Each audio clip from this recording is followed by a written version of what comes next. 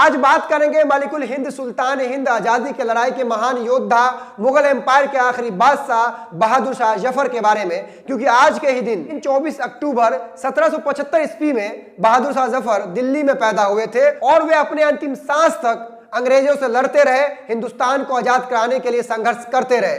हालांकि तब तक देश आजाद नहीं हुआ था, लेकिन भारत की आजादी में मुगल एम्पायर के आखिरी बादशाह बहादुर शाह जफर का अहम रोल माना जाता है। लेकिन कुछ संघियों के द्वारा, कुछ नफरतियों के द्वारा इस इतिहास को बदलने की पूरी कोशिश की जा रही है। इस इतिहास को बचाना जरूरी है, इसलिए आज इस पर बात कर रहे हैं। दोस्तों, बहादुर शाह जफर के बारे में तो हर कोई जानता है, लेकिन क्या आप जानते हैं कि बहादुर शाह जफर के बाद का नस्ल कहां है, कहां दफन है, कहां जी रहा है? क्या आपको मालूम है कि मुगल एम्पायर के आखिरी बादशाह बहादुर शाह जफर के पोते का कब्र बिहार के दरभंगा में है?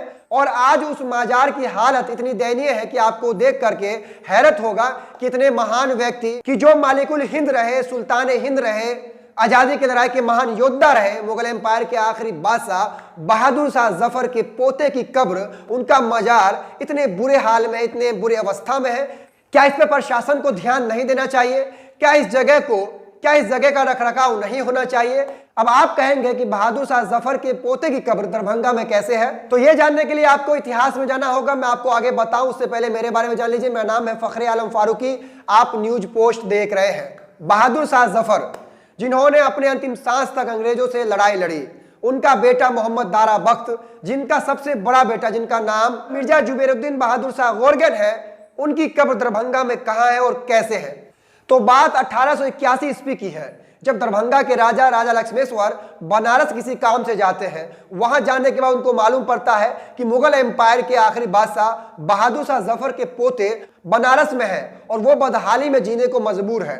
जब उनको ये बात मालूम पड़ती है तो वो उनसे मुलाकात करते हैं, यानी मिर्जा जुबैरुद्दीन बहादुर शाह गोरगन से मुलाकात करते हैं, उनको दरभंगा चलने का न्योता देते हैं। दरभंगा के राजा लक्ष्मेश्वर सिंह जो थे, उन्होंने बहादुर शाह जफर के पोते मिर्जा जुबैरुद्दीन बहादुर शाह गोरगन को दरभंगा आने का न्योता दिया, लेकिन मिर्जा जुबैरुद्दीन आने को तैयार नहीं थे। लेकिन जब राजा लक्ष्मेश्वर सिंह ने उन्हें दरभंगा आने के लिए जिद किया तो आखिरकार मिर्जा जुबैरुद्दीन शाह गोरगन जो है दरभंगा आने को तैयार हो जाते हैं और वो उनके साथ दरभंगा आ जाते हैं। जरा इस तस्वीर को देखिए। इस तस्वीर में आप दरभंगा महाराज सर लक्ष्मेश्वर सिंह को मुगल साहजादे मिर्जा मोहम्मद रईस बख्त जुबैरुद्दीन गोरगन के साथ देख सकते हैं। बहादुर शाह जफर के सबसे बड़े बेटे मिर्जा मोहम्मद दारा बख्त के बेटे जुबैरुद्दीन गोरगन, जिन्होंने अपनी खुद नविस्त मौजे सुल्तानी लिखी थी, वो इनके साथ बैठे। तस्वीर आप देख लीजिए।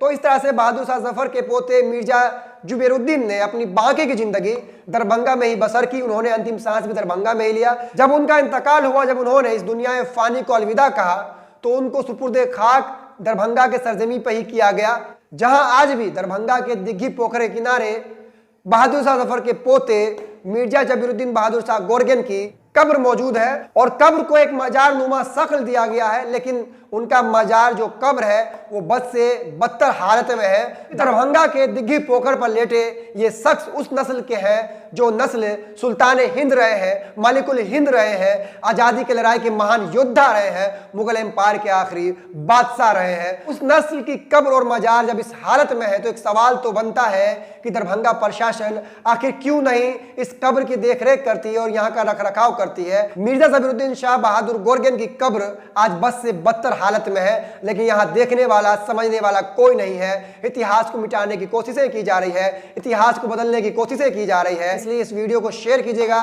ताकि हर लोग जान सके कि बहादुर शाह जफर और उनके बेटे, उनके पोते आज कहां दफन है, किस हाल में है। आज उनके मजार को, उनके कब्र को कोई देख रेख करने वाला नहीं।